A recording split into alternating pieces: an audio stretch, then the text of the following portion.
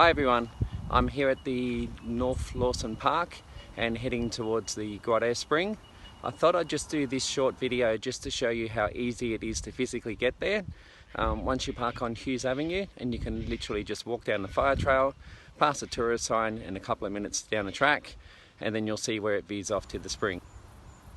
So I'm just starting off at the fire trail, which is just at the end of Hughes Avenue. So if you just park on the street and then slowly make your way down, the rest is really easy.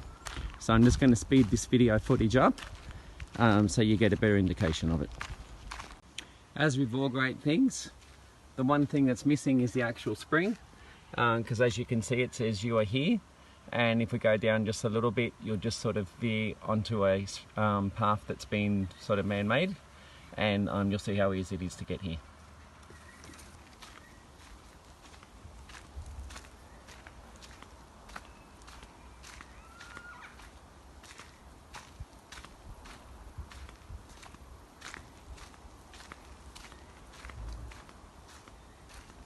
So the main thing to look out for, so you know you're on the right veer off, is just this fern tree. This thing here is, you know, probably about waist high, and then you also see this little plant here as well, which a lot of people keep protecting. Seems to be one of those plants that almost dies and then always restores itself. So anyway, once you get to this bit, then it's just a straight walk down the path, and you'll be able to hear the spring as you're going towards it. Okay, so here's the spring. Just love the fact that this one's a beautiful grotto, and it actually reminds me of the movie called The Song of Bernadette. If you're into black and white classic movies, then I suggest you look that up. You'd probably be able to find it on YouTube, The Song of Bernadette. If I can find the link, I'll link it to this video as well. But yeah, it just gives you a bit of an insight into the magic and mystery of spring water. Even though it's Christian based, I think anybody who watches it would get an appreciation for the spring there over there as well, and probably understand why so many pilgrims go there every year. I'm just going to go and just zoom in a little bit just to show you where the actual spring itself is. So somebody, I think it would have been like in the early 50s, an Italian man that lived locally in Lawson had actually tapped the pipe, which is where most people are pouring the water out of, just because it's just so easy to do. He did a good job considering it's been there for so long. And don't worry about the green mossy stuff that you can see on there. I haven't heard anybody say that they've ever been sick from drinking this water. I think if anything, it gives it more of a wildness to it anyway. I mean, that's what springs are after all.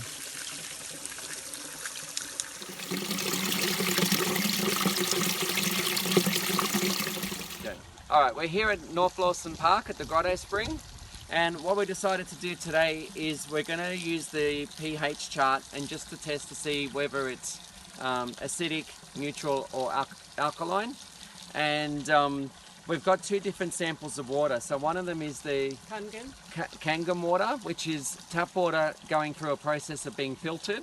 And then this one here, so Terry's got the Kangen water.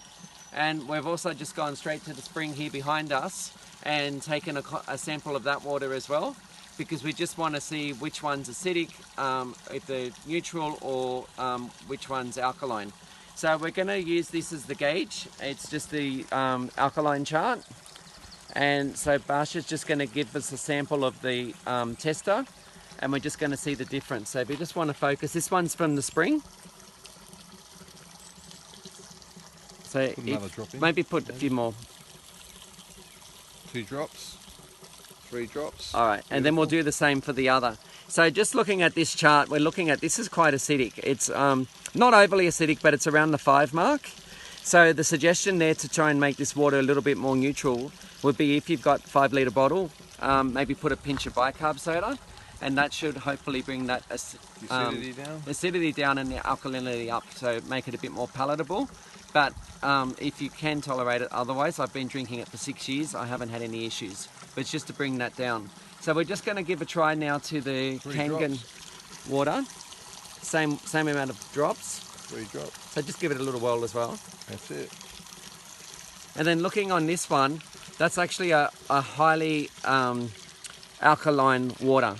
So it's reading between probably more closer to 10. So that's 9.5. So we'd say that's quite a light water. We're here at the official legendary United Voices spring, so the LUV group. This is your dedication. And we're going to do another water sample just to see what comes up with this one. So I'm going to go right to the heart of the source and grab a sample from there. So if you can maybe pass that on. So I just want to show, and I'll just swap that over, thank you. Just want to show here this actual spring because this is so authentic. It's actually coming right out from the rock. And that's the sort of water that we want to be grabbing wherever possible. There's no tap on this one like we saw at the other spring. And it's almost like its own little waterfall in a sense, but it's spring water. And it's in a grotto. So we just literally pierced it open in order to find it and then burst it for us, the LUV group.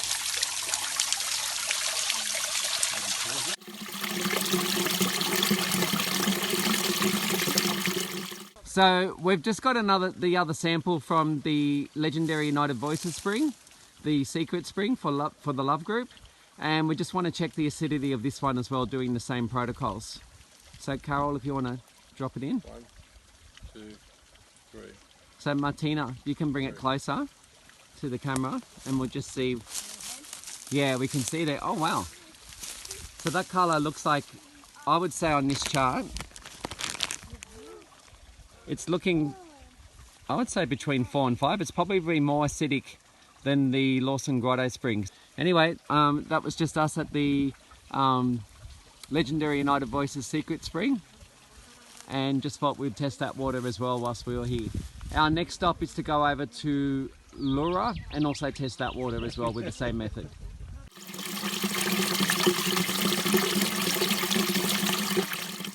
So we're at the Leura spring now as well, and Terry's just taking a sample of this water. Did you rinse it first? Yes.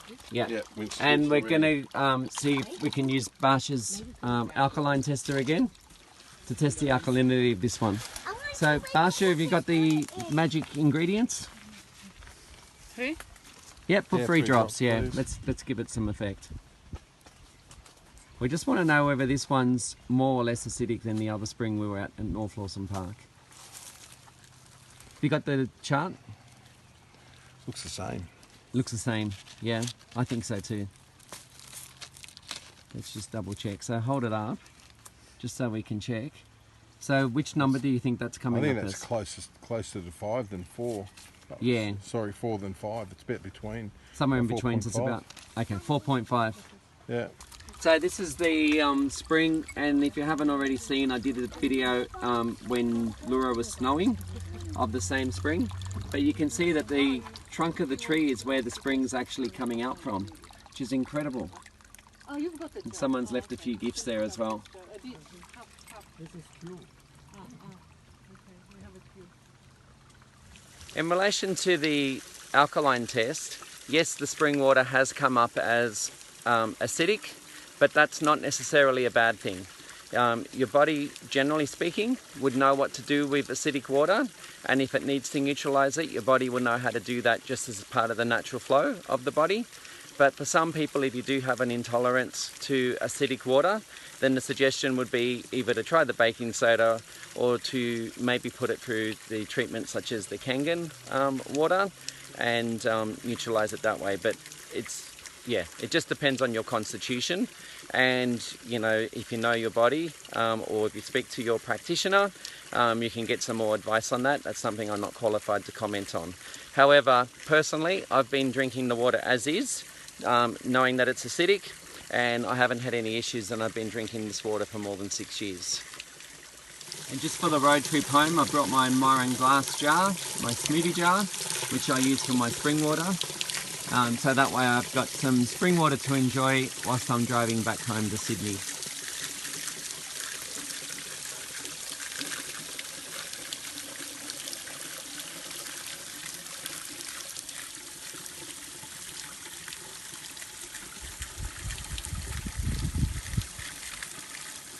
And just a word on the violet Miron glass jars, that they actually allow all the good light to come in, such as the ultraviolet light, the UV light, and the infrared, and they block out the other colours of the spectrum, so which acts as a preservative when you're storing anything, whether it's spring water, seeds, or any other foods.